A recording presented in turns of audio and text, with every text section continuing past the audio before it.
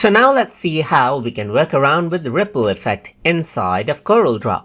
So over here you can see that I have an image, and if I want to go ahead and apply a ripple effect to it, you need to first of all go around onto the effects menu right here.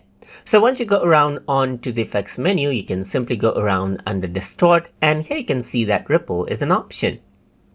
And once you go ahead and enable it, you see the ripple effect. So you can go ahead and change around the period of the ripple, as you can see right here, and you can see the ripple just like this, as you can see right here. So you got the ripple and the waves right here.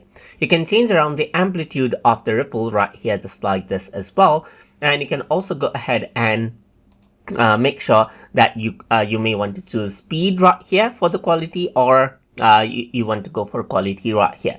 You can also change around the angle of the ripple as well. So if you were to go for quality, you can see that it actually takes a bit of time to process, but for speed you can go ahead and then you can see that it is quite immediate. You can also go ahead and distort out the ripple right here so that this is what you have, as you can see. You can also go for perpendicular ripple, and then this is the effect that you have, as you can see, just like this. And that is how you can work around with the ripple effect inside of Corel Draw. So hope you guys learned something as always.